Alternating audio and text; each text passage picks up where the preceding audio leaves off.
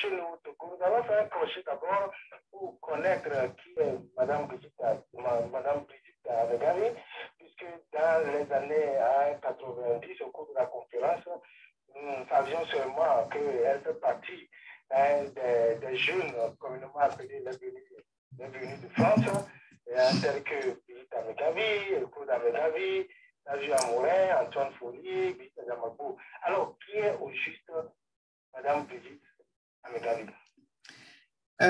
Alors, je vous donne le nom complet. C'est donc Brigitte Akouvi Boubouignon Amegawi. Voilà. Akouvi, c'est le prénom que je portais, mon prénom traditionnel, Kotainko, comme on dit chez nous. Et lorsqu'il y a eu les changements de prénom, mon père m'a rajouté, à mon insu d'ailleurs, Boubouignon pour garder le B, les initiales, et ça fait partie des choses aussi qui ont changé au cours de la conférence nationale. Donc à l'époque, en 91 et depuis septembre 90, j'étais, non, même avant, depuis juillet 90, j'étais membre de la Ligue togolaise des droits de l'homme, parce que j'avais adhéré à la LTDH qui venait de se créer un mois plus tôt au Togo pendant mes vacances. Et quand nous sommes revenus de vacances en septembre avec un certain nombre d'amis, etc., nous avons créé la Ligue togolaise des droits de l'homme France. Donc, j'étais membre fondatrice et j'en étais la secrétaire. Également, j'étais membre fondatrice aussi de l'UDS, donc aux côtés d'Antoine Folie, qui était aussi lui-même membre de la ITDH France.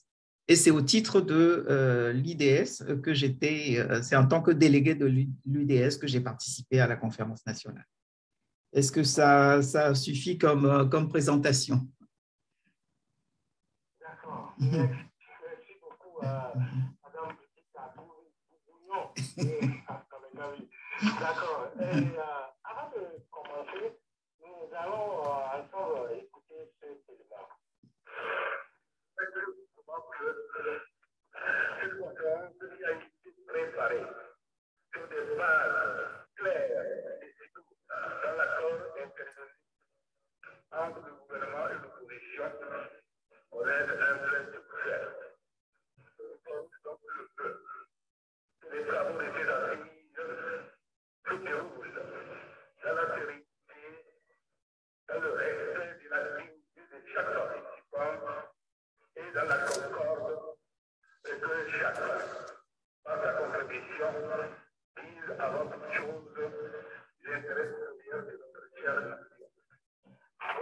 C'était le discours d'ouverture prononcé par son Excellence, le feu Ignacio Eyadema, le 8 juillet 1991, dans la grande salle que nous appelons dans le temps la grande salle du RPT. Alors, 30 ans que nous avions une autre conférence nationale, 30 ans que cette conférence nationale s'est achevée, quelle définition pouvez-vous donner à la conférence nationale souveraine, Madame Brigitte Amegawi? Alors, très difficile de définir la conférence nationale togolaise en un seul mot. Moi, j'userais de 3 qualificatifs. Le premier, c'est que ça a été un formidable moment de catharsis généralisée. Et on entend par catharsis une sorte de thérapie, de psychothérapie d'un large groupe. Et c'était véritablement une thérapie pour non seulement les délégués qui étaient dans la salle, FASAO, mais pour la nation tout entière, puisque les travaux étaient diffusés à la radio et à la télé, je crois d'ailleurs, oui. Et donc, toute la nation pouvait participer à ce moment de vérité.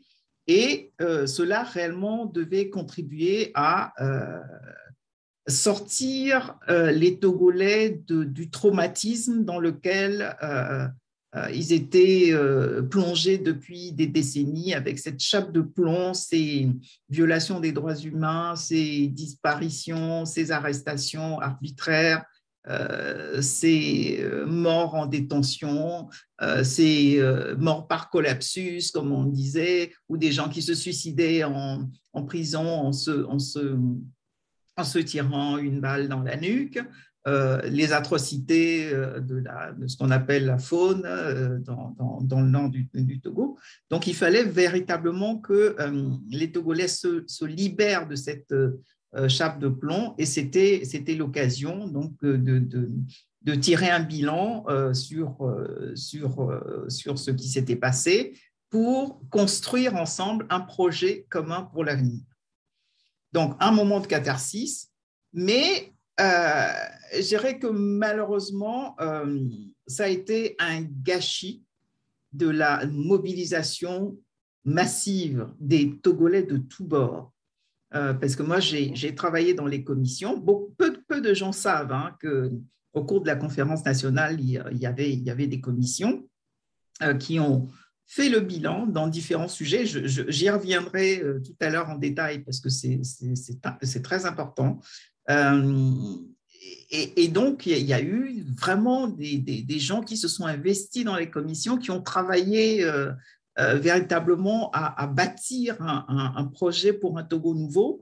Et malheureusement, tout ça n'a rien donné. Et certaines des propositions qui avaient été faites à l'époque, moi, quand je relis les rapports, j'ai vraiment l'impression que c'est quelque chose qui est conçu pour aujourd'hui, parce que les mêmes problèmes, malheureusement, se posent encore de nos jours. On y réfléchit encore de nos jours. Ça fait encore partie du PND dont on parle 30 ans après. Et c'est en ça que je dirais, et c'est le troisième qualificatif que je donnerai de cette conférence nationale, c'est malheureusement un rendez-vous manqué.